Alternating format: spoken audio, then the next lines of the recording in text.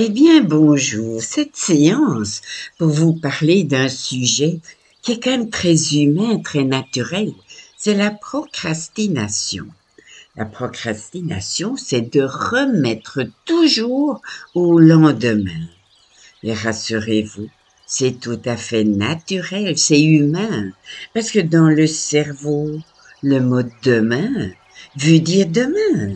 Mais quand on est demain, demain c'est de nouveau demain, etc.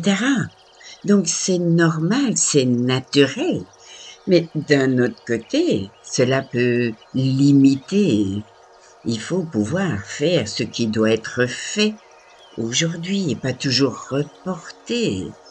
Et pour pallier à tout cela, je vais vous raconter une petite histoire, une allégorie comme on l'appelle, une métaphore. En fait, c'est l'histoire d'un jeune enfant, peut-être un petit garçon, une petite fille, ou un jeune homme, une jeune fille, et nous allons l'appeler X, Y, Z. Et ce jeune enfant ou cet adolescent habite dans un magnifique village.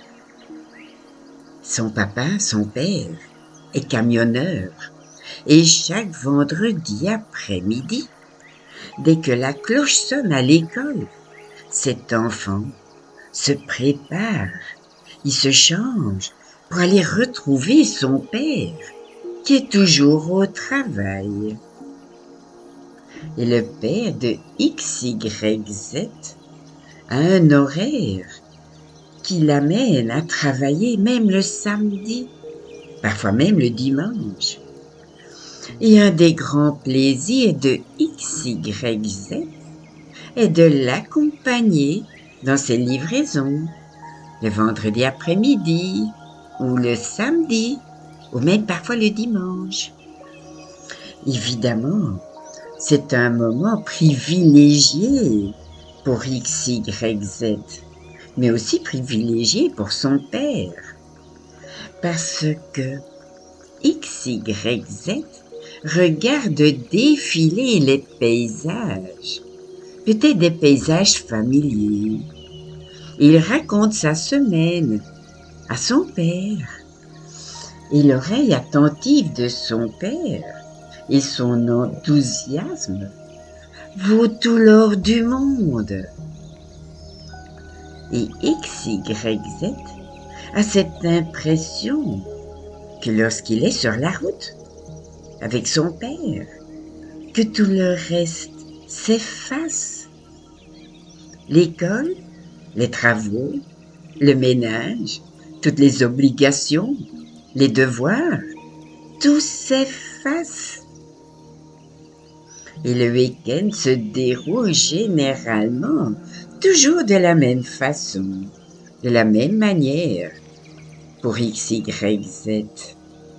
Le samedi, tout l'après-midi, alors que ça devrait être un temps réservé aux tâches scolaires. L'après-midi devrait être un temps réservé, peut-être aux tâches ménagères ou aux activités personnelles. Et le soir devrait être une plage de temps en famille ou en détente, en repos. Et ce moment, le dimanche, est un jour réservé aux amis, ou peut-être à la musique, ou peut-être à un hobby, ou peut-être au jardin, ou à des tâches exceptionnelles. Et XYZ est un batteur dans un groupe de musique. Et ça fait quelques années qu'il fait de la batterie. Et ses plus proches amis et lui ont formé un groupe comme un orchestre. Et peut-être avez-vous déjà deviné que XYZ présente parfois une grande difficulté à suivre cet emploi du temps et que cela fait un bon moment déjà qu'en fin de semaine, X, Y, Z ne respecte pas le temps réservé aux tâches dans la maison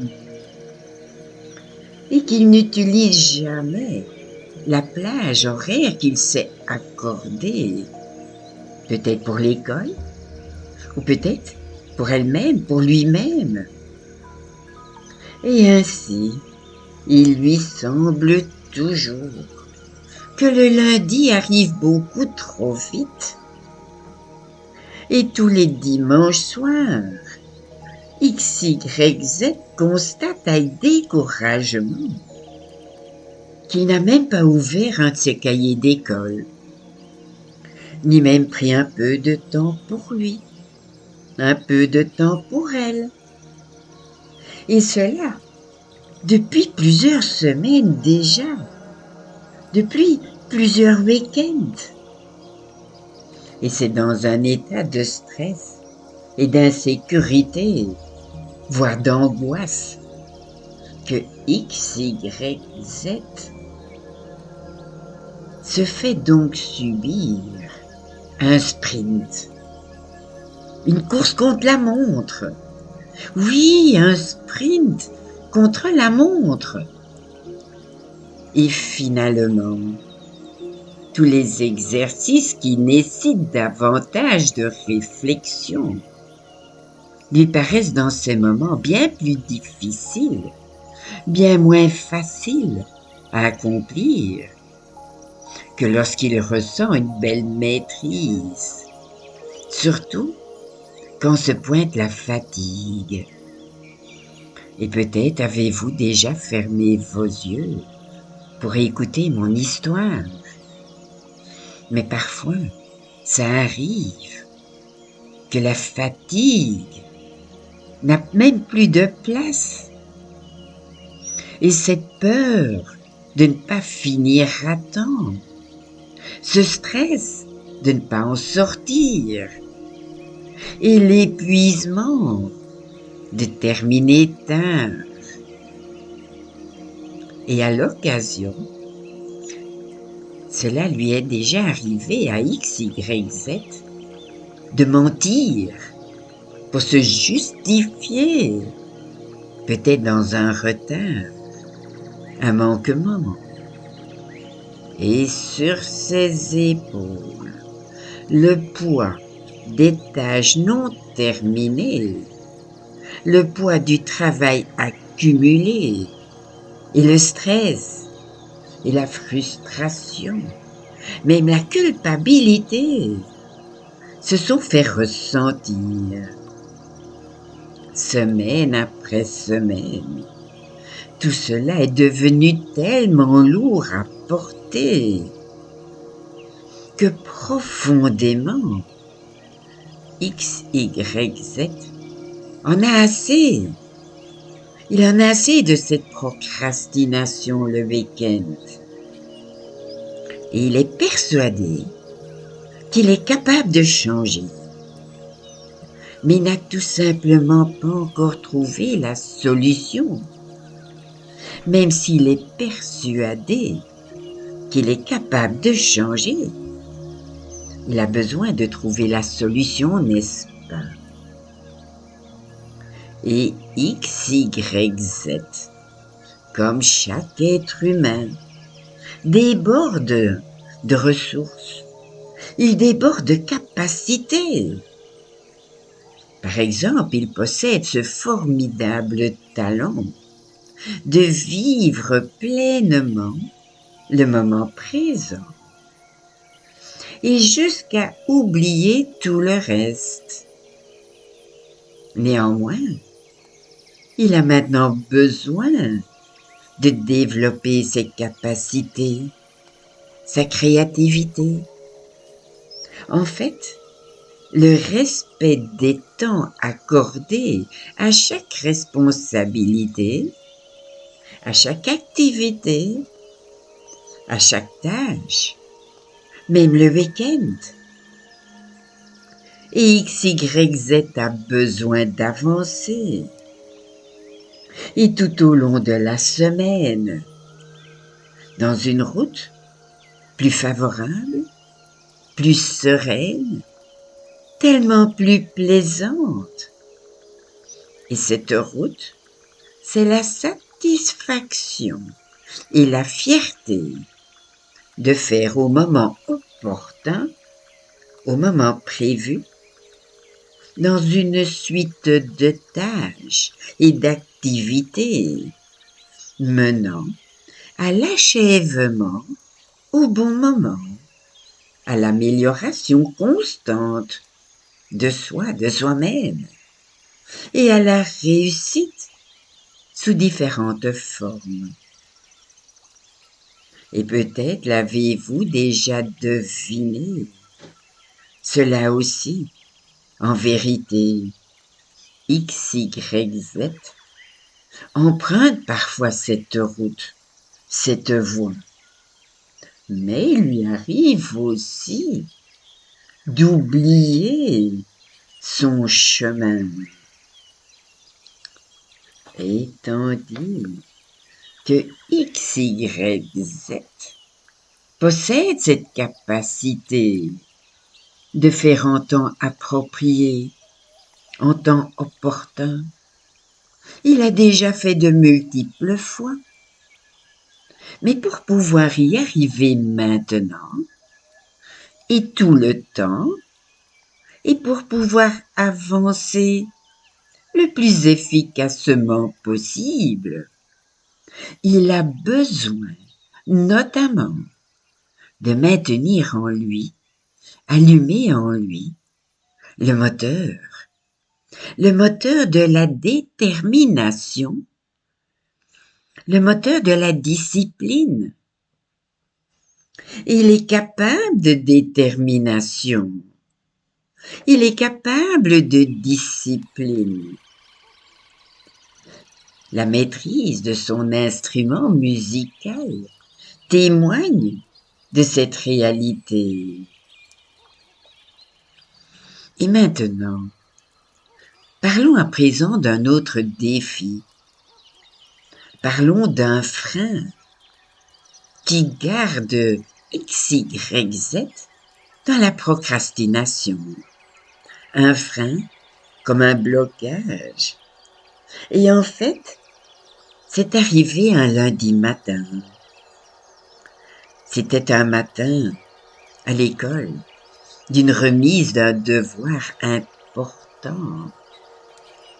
Et X, Y, Z, tout penaud, ne remet rien du tout à son professeur titulaire. Et lorsque le titulaire demande à X, Y, Z de rester après le cours, de rester pour un entretien, et X, Y, Z se sent mal à l'aise. Et le titulaire, lors de l'entretien, lui demande « Pourquoi n'as-tu pas fait ton devoir le week-end dernier ?» Et X, Y, Z répond « Je ne sais pas. C'est plus fort que moi, on dirait. La fin de la semaine, j'ai tellement de plaisir que je ne vois pas le temps passer.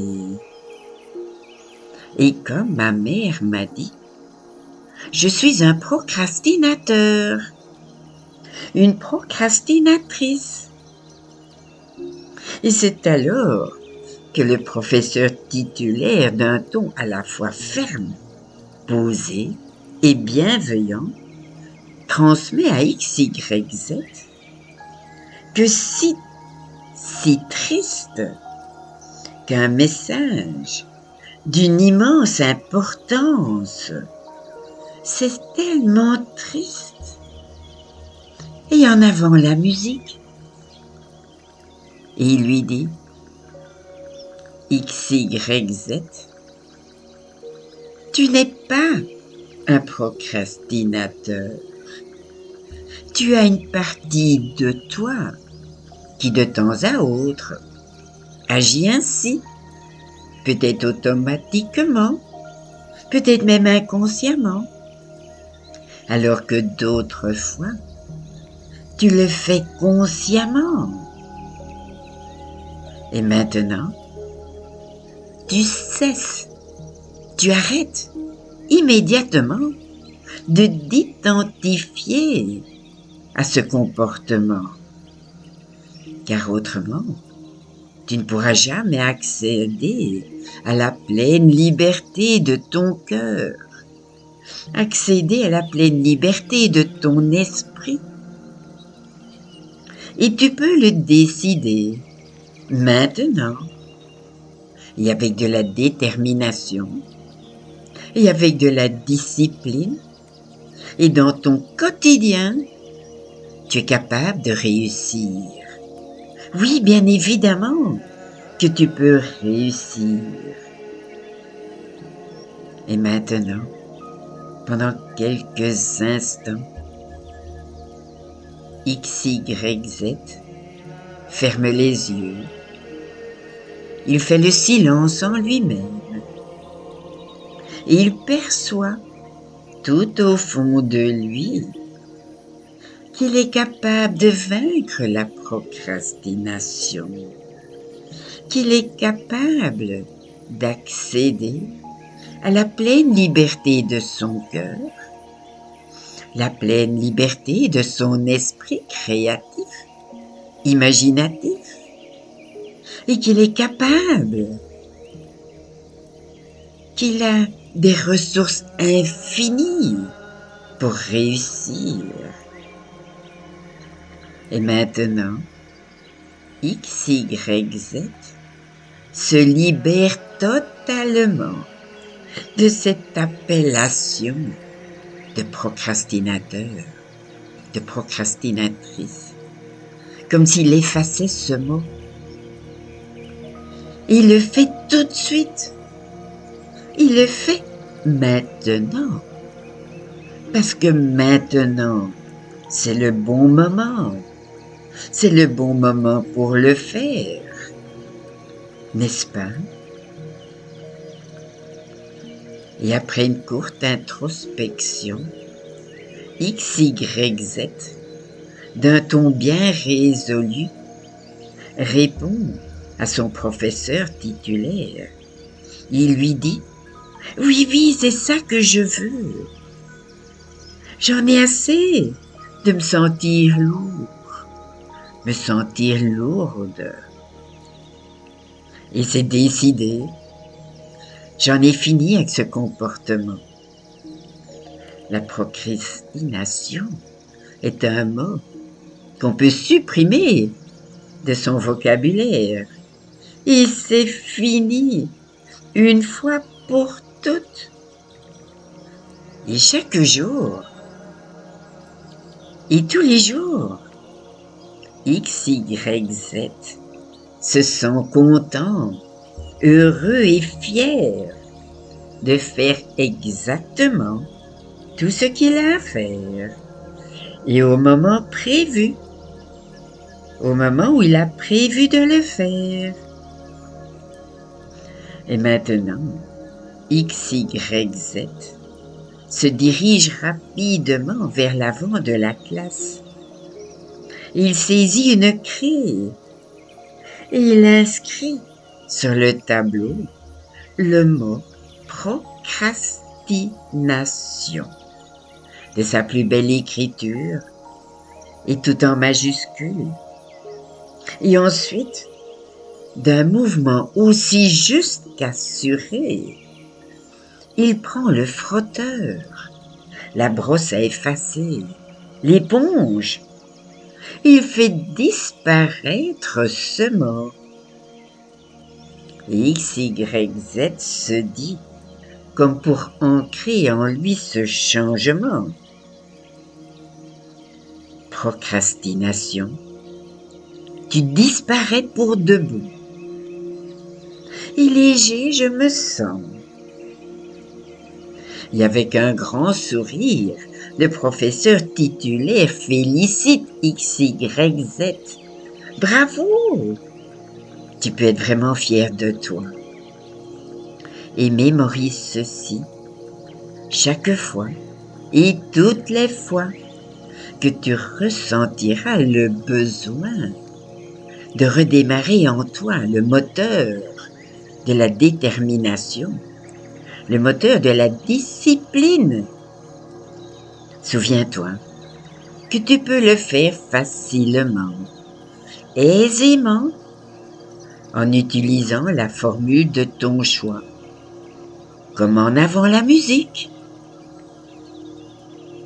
Et désormais, peu importe le moment de la semaine, tu accomplis les tâches à ton horaire, au moment fixé pour elles, et en temps approprié.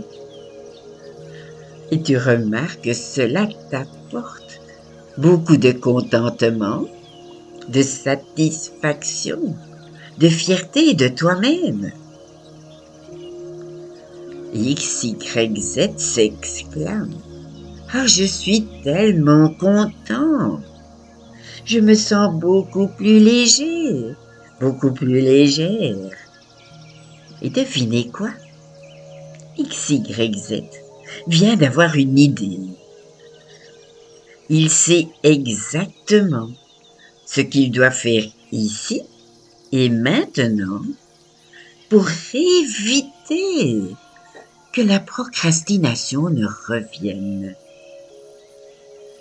Et X, Y, Z, avec toute l'énergie, tout le dynamisme qu'on lui connaît, file vers la maison pour mettre en action son idée. Et quelques minutes plus tard, dans sa chambre, il prépare, avec l'aide de sa mère, un nouvel horaire, un horaire réaliste, avec amplement de temps pour les tâches scolaires, pour les tâches ménagères, pour le plaisir, les sorties, un nouvel horaire réaliste, un horaire hebdomadaire plus équilibré et vraiment stimulant. Il est très précis dans les plages à suivre. Il parvient à respecter, par cet horaire, toutes ses priorités, ses habitudes, comment effectuer une livraison avec son père, ses responsabilités, ses besoins, comment avoir du temps à 100% pour lui, et tous ses champs d'intérêt, comme la musique par exemple, ou un autre hobby, et sa personnalité. Et il choisit de créer des blocs de temps pour chaque tâche, pour chaque activité. Et le résultat, c'est le vrai bon rythme pour lui. Et X, Y, Z, cet excellent batteur dans ce groupe, dans cet orchestre, a le rythme dans la peau. En fait, il lui fallait, pour vaincre la procrastination, trouver le rythme adéquat pour l'intégralité de la semaine. Et à présent, il voit chaque semaine comme une chanson qui se joue au bon rythme, au rythme qui lui convient, le rythme qui fonctionne du début jusqu'à la fin. Et en avant la musique. Et pour sceller sa décision, pour sceller sa libération, X, Y, Z s'écrit une lettre. Cette lettre se termine ainsi.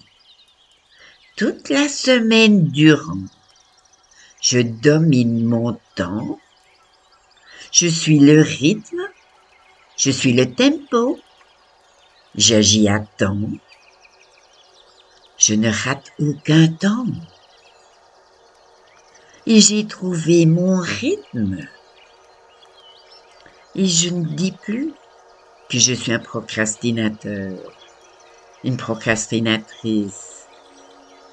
Et aussi souvent que possible, je me dis, en avant la musique.